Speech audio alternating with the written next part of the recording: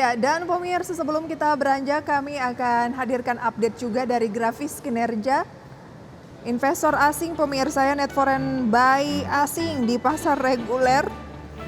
Sepekan terakhir mencapai 2 triliun rupiah, sementara dalam sebulan 3 triliun rupiah. Kemudian 3 bulan 9,9 triliun rupiah dan 6 bulan turun menjadi atau sell pemirsa ya 3 triliun rupiah. 1 tahun masih buy 13 triliun. Ini untuk data di pasar reguler. Dan pemirsa kami juga akan mencoba untuk mengupdate posisi dari Bursa Asia pada pagi hari ini di mana Nikkei terpantau menguat 0,21%, Straits Times, Kospi, Hang Seng semua kompak bergerak di teritori negatif dengan pelemahan cukup dalam. Masing-masing di atas 1%, khususnya untuk Kospi Korea Selatan hampir 2%. Itu dia pemirsa. Rangkaian informasi-informasi yang mungkin bisa menjadi acuan menjelang pembukaan perdagangan pukul 9 pada pagi hari ini. Dan untuk membahasnya sudah tersambung melalui video conference bersama dengan Mas Gembong Suwito, Direktur dari Edukasi dan Investasi Samologi. Selamat pagi Mas, apa kabar? Halo, selamat pagi Mbak Prisa. Terima Kabar kasih banyak. baik. Thank you udah diundang. Terima kasih banyak Mas Gembong untuk kehadirannya melalui video conference di segmen Market Buzz. Mas Gembong, kalau mencermati sentimen politik begitu ya, dikatakan bahwa IHSG di Februari ini tampaknya masih tertahan oleh sentimen politik. Bagaimana Anda melihat, apalagi kalau debat terakhir kemarin kayaknya adem ayem begitu ya, terhadap pasar modal kita kira-kira di sepanjang bulan Februari ini? Oke, thank you Mbak Priska. Ini kan welcome to Februari ya. Di Februari ini ada banyak agenda terutama minggu ini dan minggu depan. Kalau terkait dengan minggu ini tentunya hanya tiga hari transaksi sebelum Imlek, dan minggu depan itu ya keputusan rakyat Indonesia apakah ya 1 periode atau 2 periode. Nah, dampaknya apa? Dampaknya cukup signifikan terutama dari sisi bagaimana investor itu menyikapinya. Oke, kalau rata-rata transaksi harian itu saat ini di Februari ini cenderung flat ya, kurang dari 12 sampai 15 triliun. Jadi market akan wait and see terutama dari sisi minggu ini, apalagi minggu pendek ya, pergerakan IHSG masih di level range tipis. Saat ini di 7.238 dengan target resistennya tertinggi di Januari itu 7.400. Ini akan menjadi satu resisten kunci dan hasilnya akan menunggu di minggu depan, terutama dari apakah pemilihan presiden itu 1 atau 2 periode. Tapi kalau kita bicara terkait dengan ini supportnya IHSG di minggu ini masih tipis, kisaran di 7.100 sampai 7.150. Begitu Mbak kira-kira. Oke, Anda melihat bahwa memang kecenderungan investor asing karena biasanya ini adalah investor-investor yang besar gitu ya, masih wait and see. Kalau kita lihat ya, mungkin bisa ditampilkan kembali data mengenai net foreign asing, kinerja net foreign asing pemirsa di pasar reguler. Dalam sepekan tadi sudah disinggung juga oleh Mas Gembong bahwa ini 2 triliun itu adalah angka yang sebenarnya masih tipis begitu ya Mas Gembong ya. Harusnya kalau misalnya dianggap cukup bergeliat atau sangat optimis, itu harusnya di angka berapa net foreign buy di pasar reguler? Betul, biasanya kalau kita lihat berdasarkan 3 tahun terakhir, di Januari, Februari itu kisaran sudah kisaran di 10 sampai 20 triliun biasanya, gitu kan. Tetapi kalau saat ini kan masih tipis ya. Ini pun ya sebenarnya investor asing sudah masuk itu akhir November. Ya, periode akhir November, Desember, Januari sudah masuk.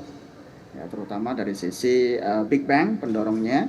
Ya, kenapa? Karena kalau kemarin kita rilis ya semua laporan keuangan terkait dengan Big Bang, mulai dari BCA, BRI, Mandiri, ya BNI itu sangat positif. Itu yang mendorong inflow, dan inflow-nya itu masih di hampir mayoritas di sektor Big Bang. Sektor yang lain masih belum terapresiasi. Oke, masih di Big Bang begitu ya. Berarti kalau kita lihat untuk movers atau net foreign buy sepanjang pekan lalu, kalau saya cermati di sini memang masih BCA, BBRI, BMRI, BBNI itu adalah saham-saham yang menjadi net foreign buy terbesar berurutan begitu ya. Hanya nyelip satu yaitu Telkom, itu pun sahamnya justru melemah 0,5%, tapi asing masuk begitu ya, hampir 500 miliar rupiah ya, 500 triliun ya. Oke. 500 miliar. 500 miliar, kemudian disambung lagi oleh banking adalah BRIS. Nah, apakah itu artinya di tengah ketidakpastian ini dan masih wait and see, banking lagi yang masih menjadi pilihan utama, ataukah ya banking juga kenaikannya sudah cukup signifikan? Seperti apa Mas Gembong? Oke, rata-rata banking di Indonesia, big bank itu sudah all time high. Mulai dari BCA, terus Mandiri, BRI, BNI itu sudah all time high. Artinya apa? Karena memang ada sentimen positif dari sisi big bank. Pertama, satu, rilis laporan keuangan ya di Februari awal atau Januari akhir kemarin itu rilisnya sangat positif. Ya, misalnya contoh ya dua saham yang dan tiga saham big bank, BCA dari 40 triliun menjadi 48 triliun keuntungannya, BRI dari hampir 50 menjadi 60, dan tentunya Mandiri yang record sampai 55 triliun. Ini indikasinya jelas bahwa masih menariknya sektor banking ini yang membuat inflow asing di awal tahun ini, Januari, Iya, Februari. tapi kalau baru mau masuk sekarang, masih oke nggak Mas Gembong? Oke, upside-nya masih tipis karena memang biasanya ketika rilis laporan keuangan, nah dia akan lanjut di dividen.